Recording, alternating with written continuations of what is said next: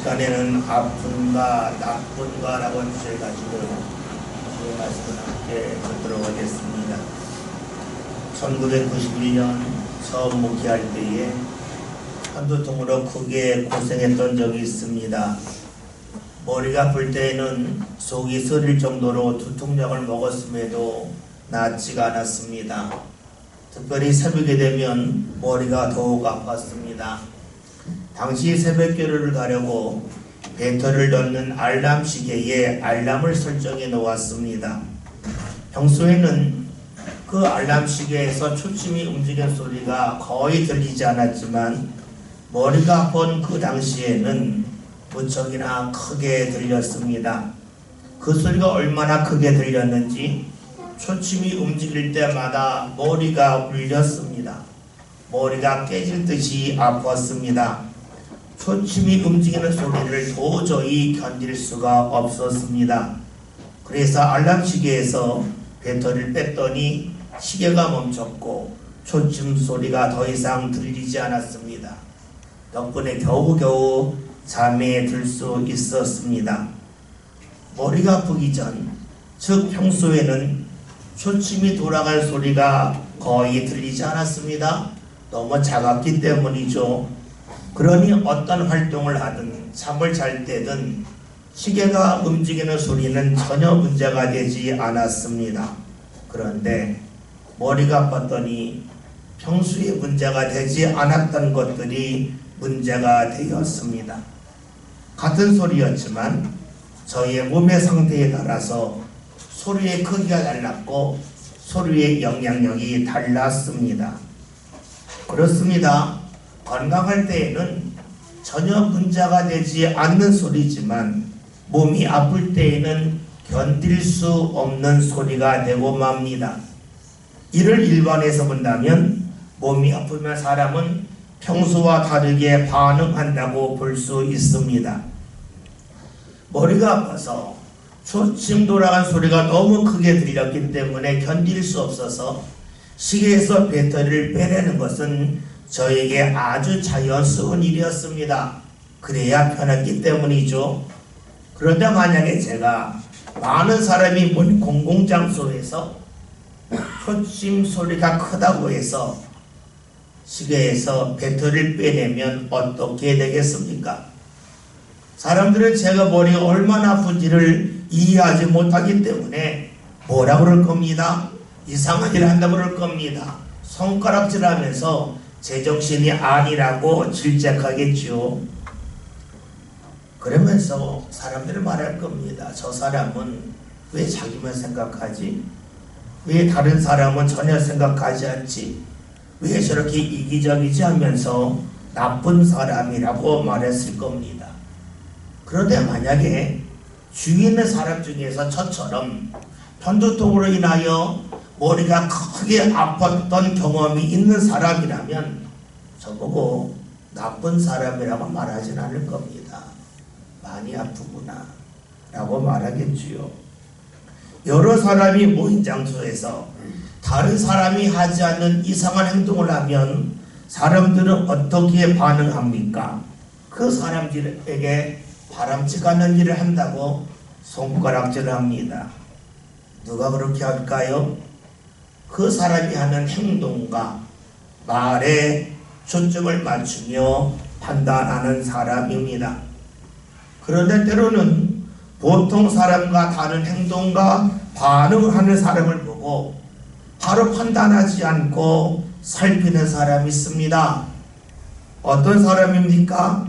이 사람이 왜 이렇게 말하지? 왜 이렇게 행동하지를 이해하려고 하는 사람입니다. 알람 시계에 초침이 돌아가는 소리를 견디지 못하는 사람을 보고 편두통을 앓은 경험이 없는 사람은 정상이 아니라고, 이기적이라고, 못된 사람이라고, 나쁜 사람이라고 판단하지만 편두통을 앓은 경험이 있는 사람은 그 사람을 이해하려고 합니다.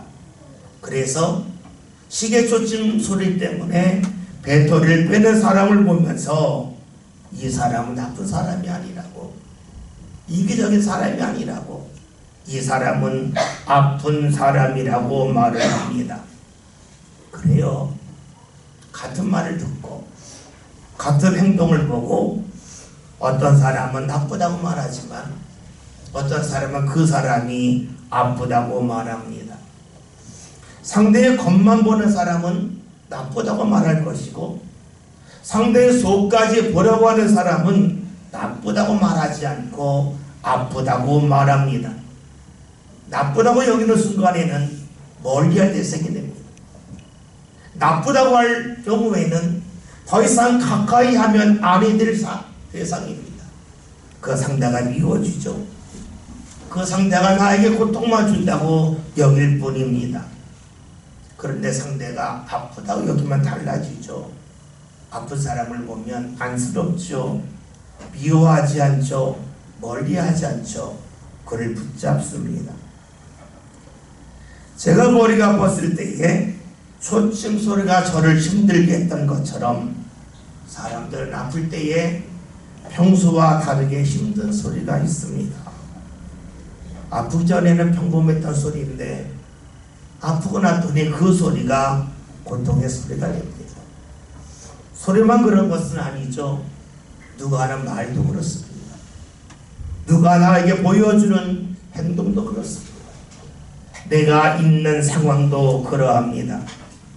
몸이 아프든 마음이 아프든 영혼이 아프든 아픈 사람은 평소에 아무렇지도 않았던 것들이 힘들게 다가옵니다.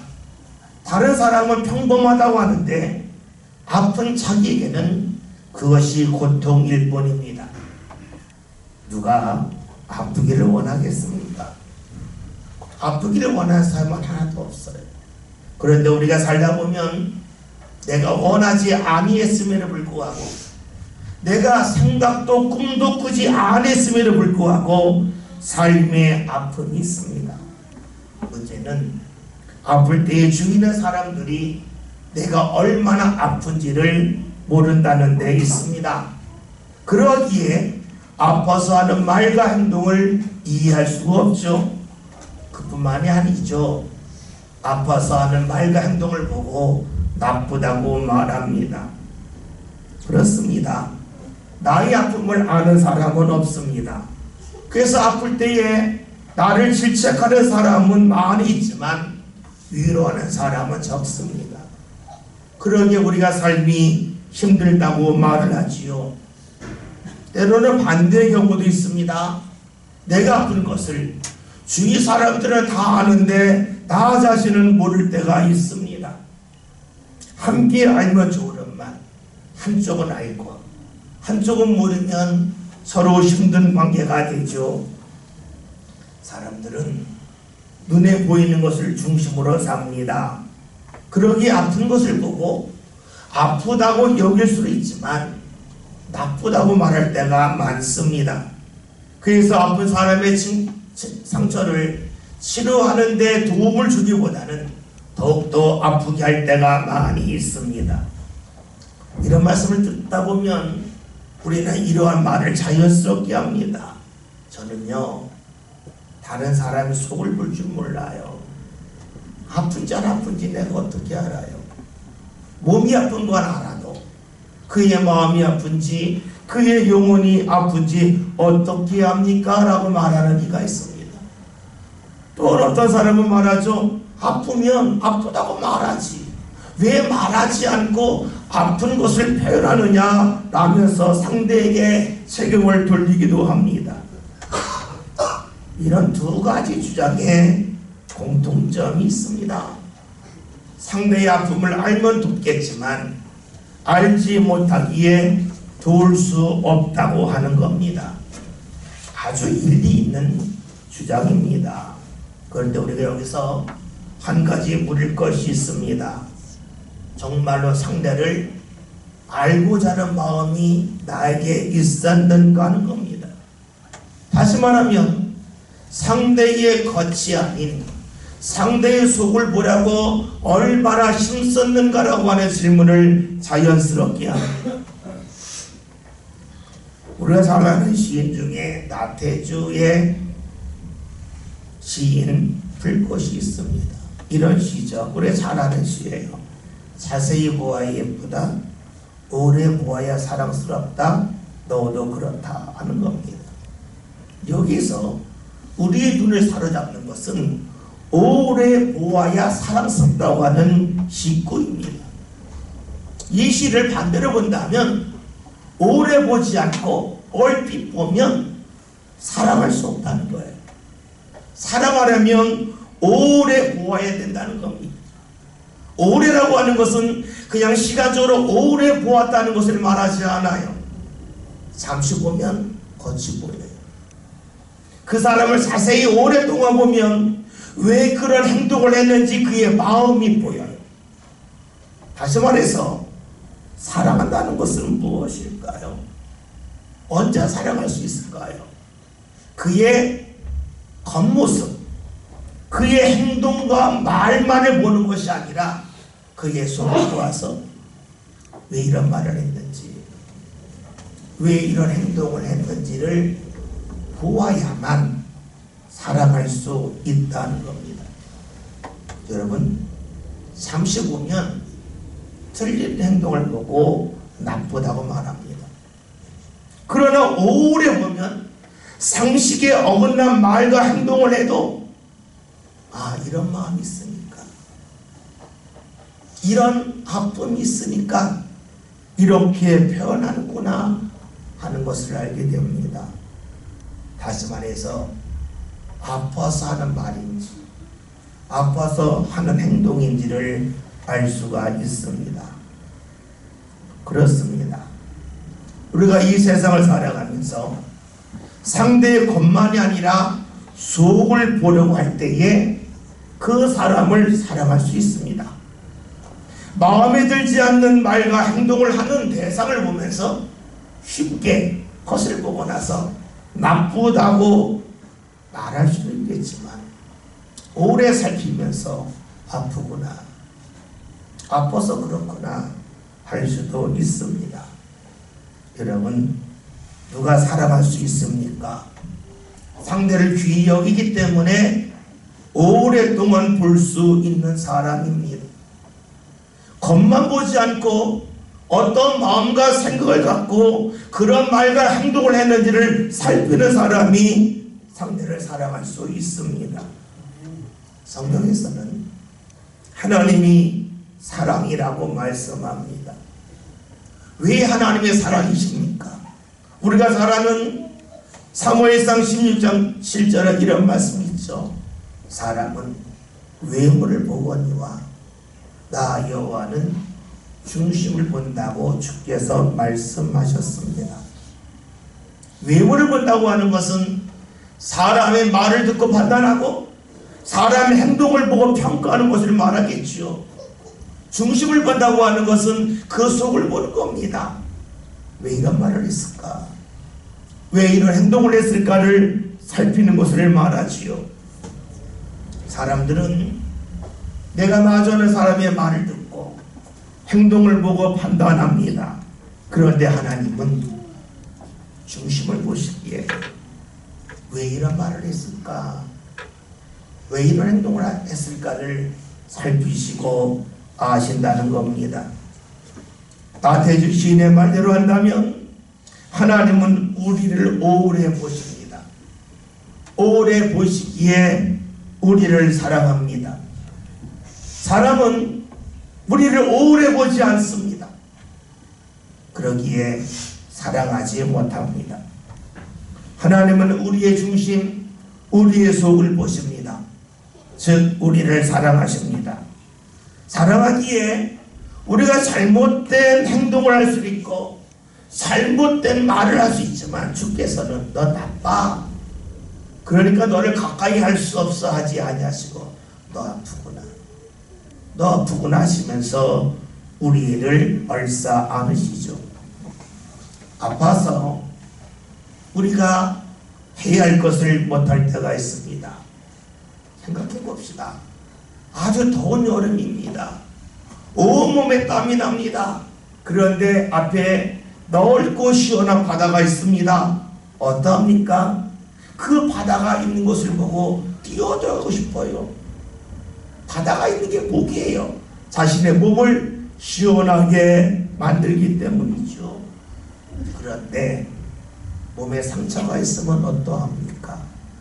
그 시원한 바다이지만 바닷속에 들어가지 못합니다. 바닷속에 들어가는 것이 즐거움이 아니라 상처를 쓰다리게 하고 고통스럽게 하기 때문입니다. 바다를 은혜로 바꿔볼 수 있습니다. 하나님이 주시는 은혜가 우리 앞에 있습니다. 상처가 없는 사람에게는 은혜가 기쁨입니다. 하나님이 함께함이 감사함입니다. 그런데 상처가 있으면 하나님이 함께함에 대하여 고통스러워합니다. 하나님을 가까이 하려고 하지 않습니다. 누구입니까? 아픈 사람입니다. 문제는 여기 있습니다. 사람이 내가 아픈데 아픈 줄을 모른다는 데 있습니다. 아픔에도 아픈 줄 모르면 어떻게 되겠습니까? 치료할 기회를 놓치고 맙니다. 때로는 자기 스스로 자기를 무너지게 만듭니다. 여러분 가족 중에 몸이 아픈 사람이 있다고 생각해 봅시다. 음식을 먹는데 몸에 해로운 음식을 먹습니다. 몸에 병을 더 지은 음식을 먹습니다. 어떻게 하겠습니까? 먹지 말라고 알려줄 겁니다. 그런데 때로는 어떤 음식이 몸에 좋다고 해서 오랫동안 먹고 복용하였는데 어느 날 탕수육에 써놉니다. 그 음식이 도움이 되지 않고 오히려 그 병 걸린 사람의 몸을 해침이라고 말하면 어떻게 하겠습니까?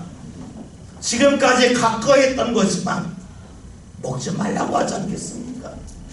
지금까지 복용했던 거지만 끊으라고 하지 않겠습니까? 그래야 내 가족이 건강하기 때문이죠. 성경은 하나님이 살아계심을 거듭 말씀합니다. 그런데 안타까운 것은 우리는 하나님을 믿지만 하나님을 눈으로 볼 수 없다는 데 있습니다. 그래서 수많은 사람들이 하나님이 눈에 계십니까? 하나님이 계십니까? 눈에 안 보이는데요? 라고 말하기도 하죠. 또 어떤 사람은 하나님이 계신데 왜 내가 이해할 수 없는 일을 경험하냐 하면서 하나님께 항의하기도 합니다. 이런 우리를 위해서 하나님께서 하신 일이 있습니다. 하나님의 모습을 우리에게 보이기 위하여 하나님이 사람의 몸으로 세상에 오신 겁니다. 부정적인 사람들은 이렇게 말하죠. 그것이 가능합니까? 어떻게 하나님이 사람이 됩니까? 말도 되지 않는 소리라고 주장하기도 합니다. 그러면 그 사람에게 물어봅니다. 그러면 당신이 하나님이라면 다른 방법이 있습니까? 하나님을 보여줄 다른 방법이 있습니까? 라고 물으면 답하지 못합니다.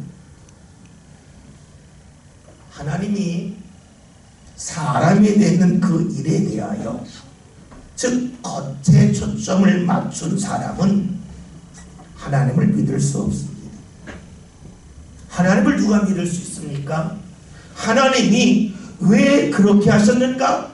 어떤 마음을 갖고 그렇게 하셨는가를 살피는 사람이 하나님을 믿을 수 있습니다. 사무로시라는 것은 우리 살아가면서 누군가 나의 행동을 보고 판단하면 화를 냅니다. 자기가 나에 대해 뭘 한다고, 얼마나 보았다고, 내 말 얼마나 들었다고 평가하냐고 합니다. 그러면서 말하죠. 왜 내 속을 모를까? 왜 내 속은 보지 않고 내 겉만 볼까 하면서 화를 냅니다. 그러면서도 하나님을 대할 때에는 눈에 보이는 부분만을 말합니다. 하나님이 어떻게 사람이 돼? 하나님이 어떤 의도를 갖고 계신지 보라고 하지 않습니다. 또 그런 사람들은 자신이 하나님의 도움이 필요할 때는 하나님, 제가 잘못했지만 제 마음 봐주세요. 저 불쌍히 여겨주세요. 하면서 도와달라고 그럽니다. 여러분, 얼마나 이중적입니까? 하나님이 사람으로 이 세상에 오심을 믿지 않는 사람일수록 특징이 있는데 모순이라는 겁니다. 이중적이라는 겁니다. 내가 필요할 때는 나의 속을 봐달라고 그러고, 하나님을 대할 때는 하나님의 속이 아닌 하나님의 겉을 보면서 어떻게 그런 일이 가능하냐고 말합니다. 하나님이 사람으로 세상에 오신 분이 바로 예수님이십니다. 우리는 예수님을 보면서 어떻게 하나님이 사람이 될 수 있어 라고 하는 겉을 보는 사람이 있는가 하면, 예수님을 통해서 하나님의 속이, 하나님의 마음이, 하나님의 뜻이 어디는지를 보려고 하는 사람이 있습니다. 성경은 무엇을 우리에게 보여줍니까? 하나님의 겉이 아닌 하나님의 마음을 보여줍니다. 본문도 그런 말씀이죠. 9절의 말씀을 함께 볼까요? 예수께서 그곳을 떠나 지나가시다가 마태라는 사람이 세간에 앉아 있는 것을 보시고 이르시되 나를 따르라 하시니 일어나 따르리라. 아멘. 말씀을 보면 예수님께서 길을 가시다가 세리라고 하는 직을 가진 마태를 부르십니다. 오늘 우리가 마태복음 9장을 보았죠. 그 앞에는 8장이나 말씀을 보면 예수님이 나병 환자 고치셨고요, 백부장의 하인을 고치셨고요, 베드로의 장모의 열봉을 고치셨고요, 풍랑이는 바다를 잔잔하게 하셨고요, 귀신 들린 자를 귀신을 내주셨고 중풍병자를 고치셨습니다. 계속해서 놀라운 이적이 나타나니 예수님을 따르려고 하는 사람들이 얼마나 많았겠습니까? 요즘으로 말하면 줄 섰겠죠. 그런데 예수님께서는 아주 유력한 사람, 사람들에게 칭찬받는 사람을 부를 수 있지만 그렇게 하지 아니하시고 세리 마태를 부르십니다. 당시 사람들은 세리를 무척이나 싫어했어요. 왜냐하면 이스라엘이 노마의 지배를 받았는데 세리는 이스라엘에서 세금을 걷어서 이것을 노마에 바쳤기 때문입니다. 우리나라를 말하면 일제강점기에 친일파와 같다고 말할 수가 있겠죠. 그렇게 사람들이 세리라고 하면 싫어하고 멀리 있습니다. 그런데 예수님께서 그 세리를 부르십니다. 세리가 다른 사람이 어떻게 자기를 보는지 압니다. 벗어나고 싶은 마음도 있지만 먹고 사는 문제 때문에 그렇게 하지 못할 수도 있었을 거예요. 그런데 예수님이 그를 부르십니다. 아마 세리는 내심으로 하지 못하는 것을 예수님이 부르시니까 이번 기회에 한번 이루고자 하는 마음을 갖고 예수님을 따른 듯합니다. 그런데 마태는 예수님을 따르고자 지금까지 삶을 완전히 정리하라고 많은 삶을 불러서 나 새 사람 되었다고 선언하며 잔치를 베풀죠. 10절에는 말씀 볼까요? 예수께서 마태에서 찾아 음식을 잡수실 때에 많은 세리와 주인들이 와서 예수와 그의 제자들과 함께 앉았더니. 아멘. 함께한 사람들은 마태와 비슷한 사람들입니다. 우리가 친구를 보면 그 사람을 안다고 하듯이 세리 마태 주위에는 세리와 옳지 않은 일을 해서 죄인이라서 손가락질을 받는 이들로 가득했습니다. 이를 보고 바리새인들이 말을 하죠. 11절 봅니다. 바리새인들이 보고 그의 제자들에게 어찌하여 너희 선생님은 세리와 죄인들과 함께 잡수시느냐. 아멘. 바리새인들은 예수님이 하는 일을 이해하지 못했습니다. 예수님이 왜 이런 사람들과 함께 하느냐 하는 거지요. 아마 두 가지 마음이 있었을 거예요. 하나는 안타까움입니다. 예수님이 이런 사람들과 함께 하면 예수님도 같이 하는 사람들과 함께 도매급으로 넘어가서 사람들이 싫어할 줄 모릅니다. 예수님에 대한 안타까움을 갖고 말할 수도 있습니다. 또 하나는 예수님을 시기하며 질투하여서 예수님을 깎아내릴 명분을 쌓으려고 이런 말을 할 수 있습니다. 그런데 두 가지 마음이지만 공통점이 있습니다. 이들도 같이 겉을 보고 있다는 겁니다. 사람들이 하는 행동, 사람들이 하는 말을 봅니다. 그리고 옳지 않은 일을 하면 나쁜 사람, 좋지 않은 사람, 경이할 사람, 멀리 있는 사람, 삶 가운데 다시는 만나지 말할 사람이라고 여기고 있습니다. 보이는 대로 판단하고 있습니다. 왜 그럴까요? 자세히 살피지 않기 때문입니다. 오랫동안 보지 않기 때문입니다. 사랑하지 아니하기 때문입니다. 우리는 살아가면서 옳지 않은 걸 알지만, 그리고 원하지 아니하지만 행동을 할 때가 있습니다. 어렸을 때로 기억합니다. 시장에 어머니랑 같이 장보러 갈 때가 있었어요. 그럼 어머니가 뭐 살 때에 자꾸 흥정을 해요. 콩나물 좀 더 달라. 가난했던 시절이니까 늘 그랬죠. 배추 좀 더 달라. 같이 갔는데 어린 나이지만 얼마나 창피한지 몰라요. 그냥 뛰쳐나가고 싶었어요. 아니 왜 저럴까? 저거 안 먹으러 사는데. 그런 마음이 있어요. 너무너무 창피했어요. 그런데 제가 결혼해서 아들 낳고 나서 달라졌어요. 어떤 마음이냐면 우리 어머니는 창피하지 않았을까? 우리 어머니 부끄럽지 않았을까? 그 부끄러운데, 창피한데 왜 있을까? 결국 자녀들 먹여 살리려고 창피하지만 부끄럽지만 한 건 아니겠습니까? 여러분, 어렸을 때에 철이 없을 때에는 눈에 보는 행동을 보고 옳다 그르다 합니다.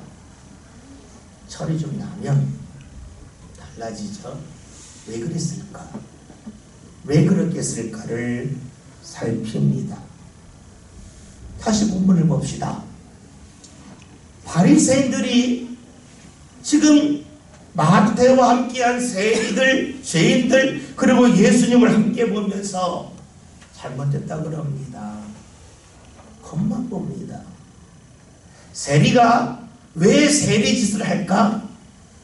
옳지 않은 사람들이 왜 옳지 않은 일을 할까에 대하여 전혀 생각하지 않고 있습니다.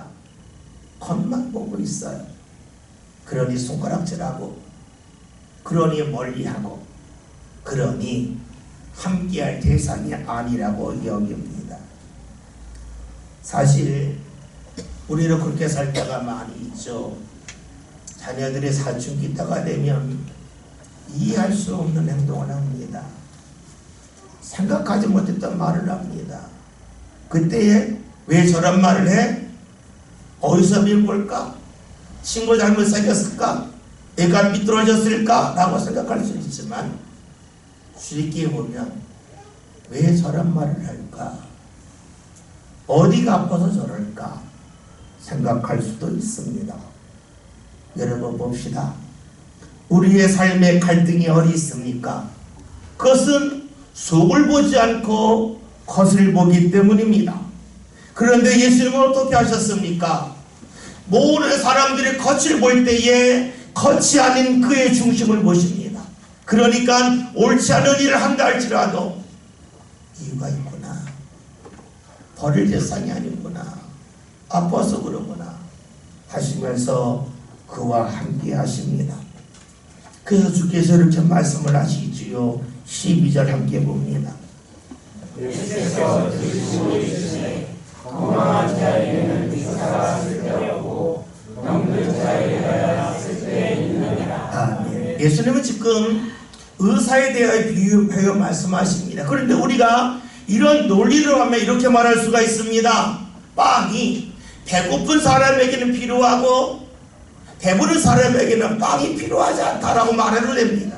논리는 똑같습니다. 그런데 주님께서는 빵에 대해 말씀하지 아니하시고 의사에 대해 말씀하셨습니다.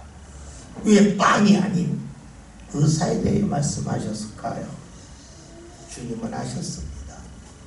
이들이 옳지 않은 일을 하는 것은 아프기 때문이라는 겁니다.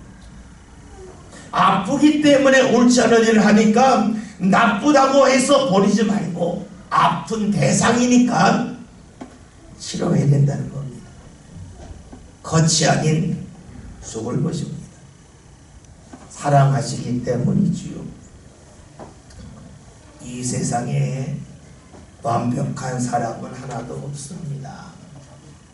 완벽하다는 것을 몸으로 말하면 100% 건강한 사람은 없습니다. 이것을 우리의 마음과 영혼에 적용하면 우리의 마음과 영혼 중에 그래서 아프지 않은 부분이 있기도 하지만 아픈 부분이 누구에게나 있다 하는 겁니다. 아픔 속에서 우리에게 일어난 일은 무엇입니까? 즐거운 자리가 즐겁지 않다는 겁니다. 더운 여름에 시원한 바다는 분명 즐거운 자리이지만 몸에 상처가 있고 아픔이 있는 사람에게는 즐거움의 자리가 아니라 고통의 자리입니다. 아프기 때문입니다. 아픔에서 치료함을 받게 되면 그곳이 즐거운 줄 압니다. 우리의 영혼도 마찬가지 아니겠습니까?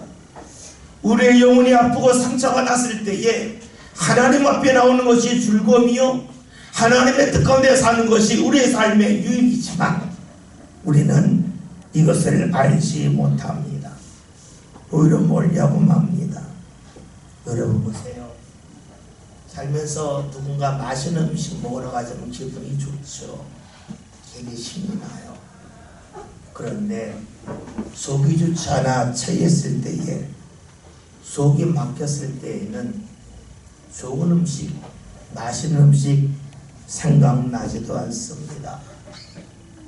우리의 몸이 그러하다면 우리의 마음과 우리의 생각과 영혼이 막혔을 때에 좋은 것을 좋은 줄 알겠습니까? 모릅니다.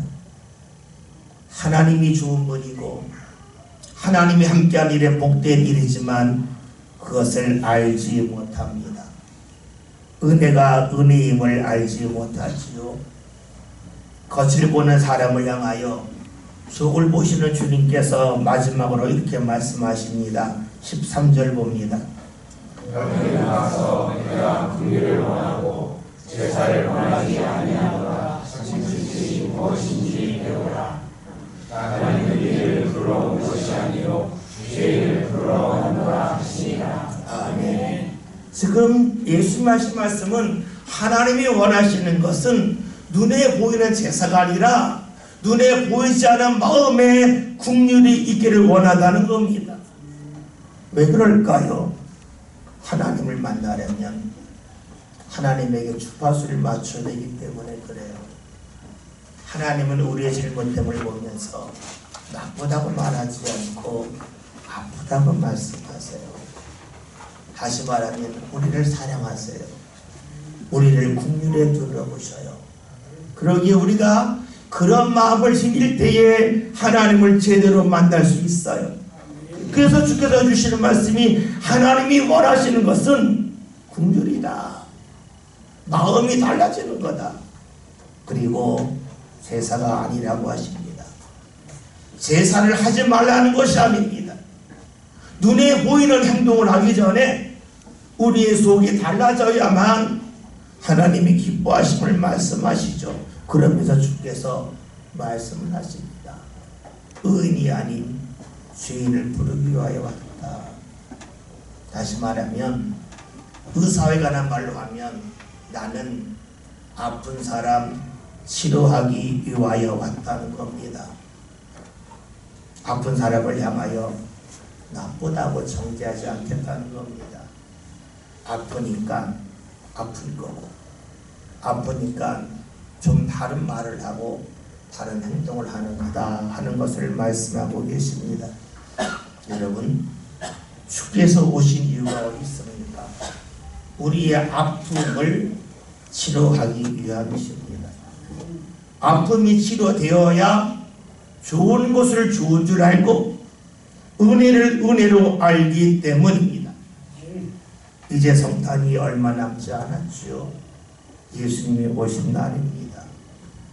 예수님이 오신 날을 우리가 왜 기뻐해야 됩니까?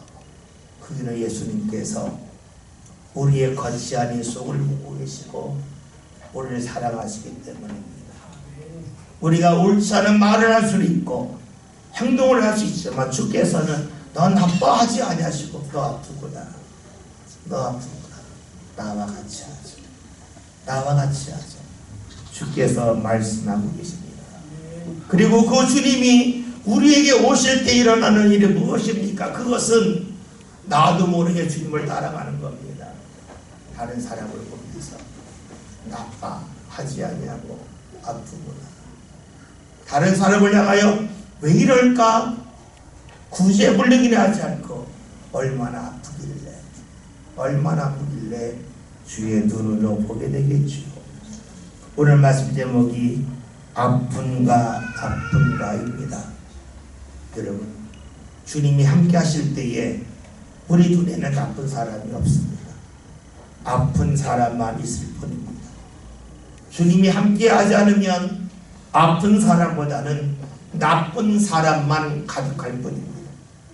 나쁜 사람만 가득하면 내가 피해갈 대상만 늘어나고 내가 싫어할 상황만 늘어나고, 그러나 아프다고 여기면 할 곳이 많습니다. 해야 할 일이 많습니다. 우리의 삶은 더욱더 의미 있고 더욱더 복되겠죠. 저와 여러분이 성탄 예수님의 오심을 기억하며 예수님이 우리 삶 가운데 자리 잡기를 소망합시다. 그래야 우리가 이 세상을 살면서 누군가에 대한 나쁘다가 아니다, 아프구나, 그런 마음을 갖고 주님과 동행하는 저와 여러분 되어서 우리의 삶이 위축되지 아니하고 오히려 삶이 확장되는 역사가 나타날 수 있기를 주의 이름으로 기도하노니 사랑이